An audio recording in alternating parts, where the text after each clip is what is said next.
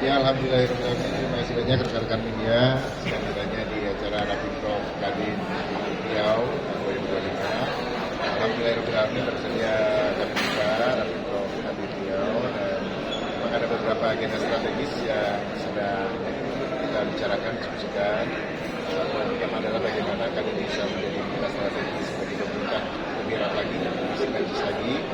Tahun 2025 ini sudah banyak sinergitas yang telah terjadi, dan tentu ini akan kami tingkatkan lagi tahun 2026, tidak hanya di pusat tapi juga di seluruh provinsi Indonesia, termasuk Kabupaten Kota juga. Lalu yang kedua, bagaimana Kadin beserta pemerintah, pengusaha, dan ekosistemnya, termasuk akademisi dan lain sebagainya, bisa mensukseskan 4 program Pikun Kadin. Program Pikun yang pertama tentang SPPG atau MBD, makanan gratis. Kedua tentang kesehatan gratis. Ketiga tentang rumah tidak layak huni dan 3 juta rumah depan. Dan yang keempat tentang pekerja migran. Jadi kami juga melihat bahwa pekerja migran ini memiliki nilai strategis yang tinggi, tidak hanya yang ke luar negeri aja. Pekerja migran itu bagaimana juga bisa mengkonsolidasi, meningkatkan performance dari pekerja Indonesia itu sendiri.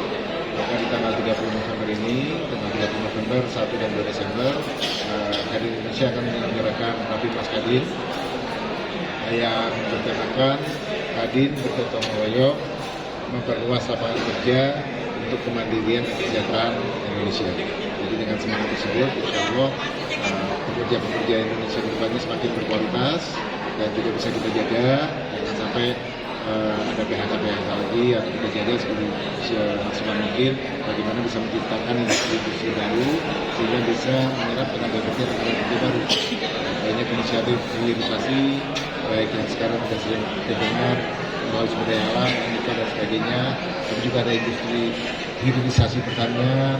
Kemarin juga kita sempat mendengarkan hilirisasi kesehatan dan sebagainya. Ya, ini bagaimana kita bisa tingkatkan sekali lagi untuk meningkatkan kualitas dan memperluas lapangan kerja baru.